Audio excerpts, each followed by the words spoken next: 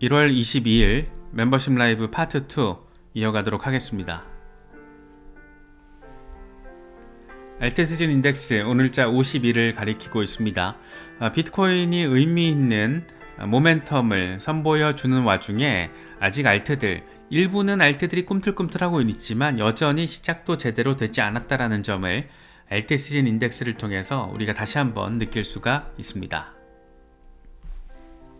크립토 로버 탑 10을 제외한 전체 시총 일간 차트입니다.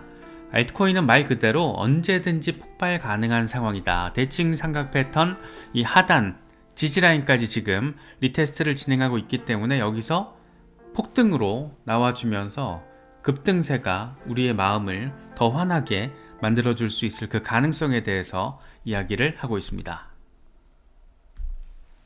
머스타씨 미국 대통령 취임 뒤 몇 주는 항상 토탈2가 강세를 보였었다. 많은 사람들은 약세를 이야기하는데 사실 그렇지 않다. 비트코인을 제외한 전체 알트 시총 토탈2 이제 갈 것만 남았다. 역사적으로도 늘상 그랬다. 2017년에도 그랬고 21년에도 그랬고 이번에도 그럴 것이다 라는 점을 이야기를 하고 있습니다. 진짜 미국 SEC가 완전 미쳤습니다. 정말 우리가 바라고 꿈꿨던 그런 액션을 벌써부터 취해주고 있습니다. 일단 트럼프가 친암호화폐 정책을 선명하게 했기 때문에 그걸 SEC가 뭔가 보여야 되잖아요. 이미 보이기 시작했다라는 거. 암호화폐 태스크포스를 출범시켜버렸어요. 암호화폐 자산에 대한 포괄적이고 명확한 규제 프레임워크 구축을 전담하게 될 예정이다. 재밌는 건 이 TF의 위원장이 헤스터 피어스, 이 크립토 맘이라고 불리는 헤스터 피어스가 암호화폐 태스크포스의 위원장을 맡게 됐고 마크 우에다 아저씨가 지금 직무대행하고 있잖아요. 그래서 크립토 친화적인 두 인물이 쌍두마차가 돼서 새로운 위원장의 지명안이 상원에서 통과가 되기 전까지 이 두 쌍두마차가 아주 예쁘게 이미 움직임을 시작한 것을 우리가 느낄 수가 있습니다. 지금까지 우리는 집행 방식을 통해서 암호화폐를 규제했고 이 과정에서 검증되지 않은 법적 해석이 채택됐다. 이거는 진짜 SEC가 아니고 이 주체만 바꾸면은 여기 그냥 SEC라고만 하면 리플이 주장하는 얘기 같기도 하잖아요. 그래서 완전히 지금 판때기가 뒤집혔다라는 거, 쭈꾸미 대가리는 진작에 터져서 집에 갔다라는 거 우리가 또 한 번 더 느낄 수 있는 부분이 아닌가 생각됩니다. 그러면서 등록 범위에 대한 명확성 그리고 실용적인 솔루션이 부족했고 그 결과 합법성에 대한 혼란이 생겨 사기를 조장하는 환경이 조성됐다. SEC는 더 나은 규제를 제공할 수 있다. TF는 의회가 제공하는 법적 프레임워크 안에서 운영될 것이다. CFTC를 비롯한 연방 부서, 기관, 국제기관들과 협력할 것이다. 정말 뭔가 SEC가 제대로 된 정책 방향성을 세팅을 했다라는 걸 매우 아주 많이 선명하게 느낄 수 있는 그런 부분입니다. 마크 우에다 아저씨가 지금 SEC 위원장 직무대행을 맡고 있는데 현지 시간으로 1월 23일에 첫 번째 비공식 회의를 진행한다라는 소식입니다. 그런데 회의 안건이 아주 기막힙니다. 가처분 소송, 행정 절차의 제기, 그리고 해결, 심사, 집행 절차와 관련된 사항. SEC가 이렇게도 얘기를 했잖아요. 트럼프 취임과 함께 암호화폐 정책을 전면 개편할 준비를 하고 있다. 법원에서 계류 중인 암호화폐 소송을 검토하고 일부 사건은 소송을 철회할 가능성도 존재한다. 하겠다 안 하겠다라는 말은 안 하지만 이걸 어떻게 할지에 대해서 논의를 하겠다라는 사실 진짜 상상도 못할 얘기를 지금 하고 있는 거예요. 그래서 지금 이번에 다루는 안건이 4가지인데 첫 번째가 금지명령 제정 및 해결, 이 법적 금지명령의 시작 그리고 해결과 관련된 사항을 논의한다. 두 번째 행정 절차의 제정과 해결, 행정적 조치나 절차의 개시 그리고 종료에 대한 문제를 검토한다. 세 번째 소송 청구의 해결, 법적 분쟁과 소송의 해결 방안 그리고 진행 상황을 논의한다. 네 번째 조사, 집행 절차 관련 여러 가지 문제, 조사와 법 집행 절차와 관련된 여러 문제를 다룬다. 지금 세 번째와 네 번째가 우리의 관심사가 될 수밖에 없겠죠. 리플 소송이 여기에 딱 지금 들어맞는 안건이다 보니까 현지 시간으로 1월 23일 오후 2시 SEC의 선샤인 액트 미팅이 더 약간 사람 기대하게 만드는 것도 어쩔 수 없는 것 같습니다. 그래서 세 번째, 네 번째 이슈가 리플 소송 등의 사례를 포함할 수 있는 범주에 있다라는 점에서 기대감을 모으고 있는 거고, 이미 소송 관련 이슈 해결 의사를 SEC가 밝힌 만큼, 우에다 직무대행이 밝힌 만큼 리플, 코인베이스 소송 등 논의가 될 가능성은 충분히 존재한다, 이렇게 해석할 수 있지 않나 싶습니다. 마크 우에다, 우의 일을 잘하는가 참 모르겠습니다. 정말 새로운 위원장까지 딱 합류를 하게 되면 이 삼두마차가, 삼두정치, SEC 내부의 삼두정치가 어떤 방식으로 또 어떤 결과들로 이어지게 될지 정말 흥미진진한 그런 상황이 이미 시작됐다라는 거. 정말 트럼프 취임 첫날부터 아주 그냥 난리예요. 여기저기서 이거 한 열흘만 지나면 어떤 것들이 더 쌓이게 될까, 그거에 대해서 시장은 또 어떤 반응을 보이면서 우리의 마음이를 또 훈훈하게 만들 것인가. 물론 23일 선샤인 액트 미팅에서 실제로 다뤄질지는 모르잖아요. 그런데 지금까지 SEC가 보여주고 있는 이런 예쁜 멋진 모습들을 보면 뭔가가 있을 것 같은데? 라는 생각이 드는 건 또 어쩔 수 없는 것 같습니다. 스튜어트 알데로티, 기분 좋죠 SEC가 행한 암호화폐 전쟁은 뭐가 합법적인지 혼란을 안겼고 혁신에 적대적이고 사기에 도움이 되는 환경을 조성했다. 이건 지금 게리 겐슬러의 SEC, 암호화폐 태스크포스와 협력해서 이전 행정부의 피해를 되돌릴 수 있기를 기대한다. 아주 그냥 리플 신났습니다. 스튜어트 알데로티 아저씨가 이렇게 직접적으로 지금 상황에 대한 속내를 이야기를 하고 있습니다. 이렇다 보니까 또 전폭적인 얘기들 막 나오고 있는데, 사실 그런데 이 차트는 모르겠습니다. 일단 2026년도는 비트코인이 약세 저점을 찍을 가능성이 높은 시기이기 때문에 XRP가 여기서 이렇게 나아간다라는 건 조금 쉽진 않을 것 같은데, 사실 그런데 지금 트럼프 행정부가 워낙 전폭적으로 암호화폐 정책을 추진하고 있는 그런 시동을 건 상황이라서 또 지금까지의 비트코인 사이클과는 조금 차이가 있을 수도 있지 않을까, 그런 생각도 들고, 그래서 이번 사이클이 좀 더 어려운 것 같아요. 일단 지금까지 상황은 너무 좋잖아요.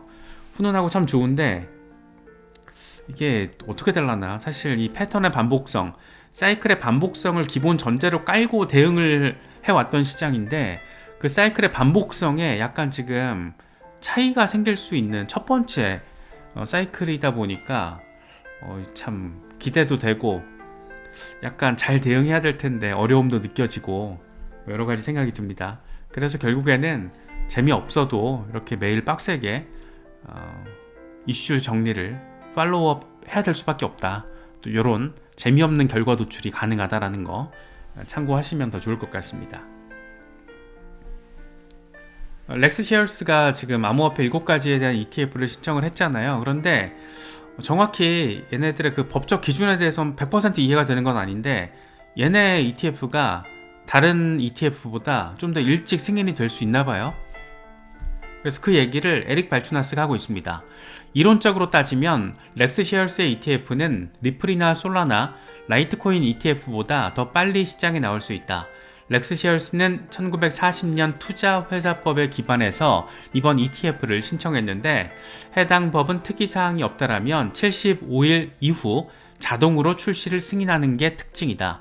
리플이나 솔라나, 라이트코인 ETF는 240일 기한이 있는 반면 렉스시얼스의 ETF는 이르면 올해 4월 초에 출시될 수 있다. 이렇게 얘기를 하고 있습니다. 이 차이점이 명확하게 와닿진 않는데, 아무튼 블룸버그의 ETF 전문 애널리스트가 차이가 있기 때문에 이런 상황이 도출될 수 있다라는 얘기를 하고 있으니까 이 결론만 일단 우리는 알고 있으면 되지 않나 싶어요. 그래서 중요한 거는 일단 생각보다 빨리 3월, 4월만 돼도 ETF들 줄 승인될 수 있다라는 얘기 지금 하고 있는 거고, 렉스시얼스가 먼저 승인되든 다른 게 먼저 승인되든 어차피 상반기에 뭔가 벌어지긴 벌어지니까 그런 포인트 지점들 더 반갑게 느껴지는 건 또 어쩔 수 없는 그런 상황입니다. TH트레이더 앨런 도치코인 얘기하고 있습니다. 어제 도치가 이렇게 렉스셰어스의 ETF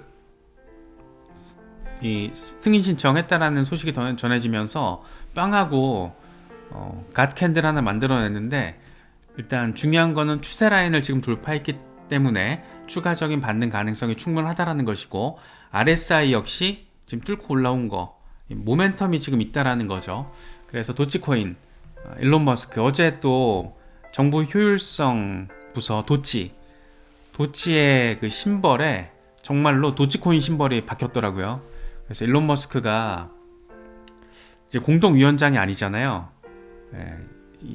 1인 체제 같이 위원장 했던 사람 그 이름 뭐야? 그 양반 지금 주지사 출마한다고 나갔어요. 그래서 일론 머스크가 정말 마음대로 할 수 있는 상황이라서 이 도치가 또 어떻게 될지 참 주목이 됩니다. 마이클 반데포페 체인링크 얘기하고 있습니다. 체인링크는 이미 30% 수준의 조정을 확인했다. 이전 사이클에서는 30% 수준의 조정이 15번 발생했는데, 이번 사이클에서는 첫 번째 중요한 조정을 확인했다. 나는 $35 가능성 있다라고 예상한다. 이렇게 얘기를 하고 있습니다.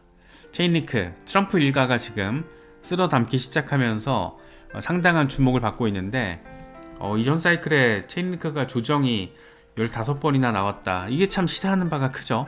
이 강세장이 진짜 더 대응하기 어려운 게 급등도 나오지만 급락도 굉장히 자주 나와서 멘탈 털리기 쉽고 그 빈도가 잦다라는 거. 15번 그러니까 또 느낌 되게 다른데, 아무튼 체인링크 우리가 또 주목해서 바라볼 가치는 충분히 있는 종목이 아닌가 생각됩니다. 미스터 크립토, 다른 모든 사람들이 포기하는 동안 이더리움은 바닥을 친 것으로 보인다. 트럼프가 이더리움을 매수하고 있으니까 곧 랠리를 보게 될 것이다. 인내심을 가져라. 일단 이더리움이 $4,000 위로만 올라서 준다라면 뭔가 그래도 더 흥미로운 상황을 우리가 기대해 볼 수 있지 않을까 싶은데, 이더리움 일단 트럼프 일가가 매집하는 종목 중에 절반의 비중을 차지하고 있는 게 지금 이더리움입니다. 그래서 이더리움을 개인적으로는 약간 꼴보기 싫어요. 요즘에 이더리움 재단 하는 짓을 보면 뭐 조금만 반등하면 막 100개씩 내다 파니까 하는 짓 보면 되게 짜증나는데, 그래도 또 이더리움은 이더리움이고 이더리움이 가진 상징성, 의미, 역할 이런 것들은 또 우리가 함부로 보면 안 되기 때문에 이더리움의 이런 전망은 조금 더 반갑게 느껴지기도 합니다. 정말 이 트럼프 일가가 보여주고 있는 암호화폐 전략의 최종 목표 지점이 지향점이 뭘까? 얘네 진짜 원하는 게 뭐고 어느 정도 수준으로 지금 바라보고 기대하고 있는 걸까? 근데 그 수준이 어느 정도까지인지는 모르겠는데 간단치는 않다라는 게 느껴지잖아요.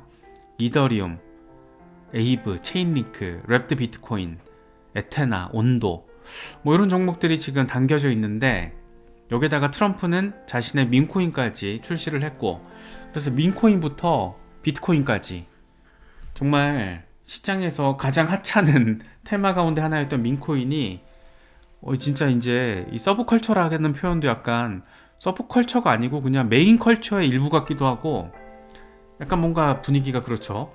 그래서 트럼프가 지금 트럼프 일가가 싹 다 건드리고 있다라는 거, 민코인부터 비트코인까지 그리고 디파이 메이저들까지 싹 다 건드리고 있다라는 거는 이번 강세장 사이클에서 어떤 종목들이 의미 있는 역할을 하게 될지를 한 번 더 생각하게 만드는 것 같습니다.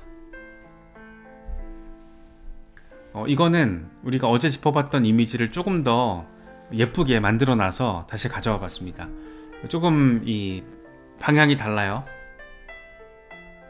이 노란색, 이게 지금 월드 리버티 파이낸셜이 매집한 종목이고, 이 원이 그레이스케일 종목이고, 이 빨간색 원이 미국 코인들입니다. 이 녹색 원은 코인베이스 인덱스 50개 종목이고, 제일 중요한 건 이제 그레이스케일과 월드 리버티 파이낸셜이 제일 중요하다고 생각이 되고, 여기에 이제 미국 코인들이 세제 혜택까지 얻게 되면 상당히 좀 꿈틀꿈틀 할 가능성이 높다라는 거. 그리고 이 교집합들 우리가 잘 봐야겠죠. 교집합들, 특히 가운데 딱 있는 체인링크. 정말 체인링크는 블록체인 혁신을 실질적으로 지금 구사하고 있는 프로젝트이기 때문에, 그러니까 뭐 리플, 체인링크 이런 종목들이, 뭐 온도 파이낸스 이런 종목들이 눈에 띄는 거는 실질적으로 지금 블록체인 혁신을 보여주고 있잖아요. 대기업들이 채택을 하고 있고, 그래서 체인링크 같은 경우에는 지난해 스위프트와 파트너십을 체결하면서 상당한 관심을 받고 있고, 스위프트 역시 살아남기 위해서는 블록체인 기술을 채택할 수밖에 없고, 그래서 상당히 흥미진진한 이 디파이 혁신이 진행되고 있다. 이 CFI의 영역에 있는 기성금융권들의 어떤 상황에서는 디파이의 혁신을 무시했다가는 내 인생이 똥통으로 들어갈 수 있다 라는 위협감이 이제 본격화되고 있는 거죠, 이미. 그래서 이런 지점들, 이런 포인트 지점들, 이 세계원, 특히 이 세계원을 잘 좀 보시면은 좋을 것 같습니다. 여러 가지 소식들이 지금 막 쏟아져서 들어오고 있는데, 강세장일수록 대응하기는 더 어렵죠. 올라도 좋고 오르면은 언제 팔아야 되나, 그게 또 더 어렵고, 그래서 늘 현명하고 전략적인 계획이 필요하다는 거 참고하시면서 시장 잘 대응하실 수 있으면 좋겠습니다.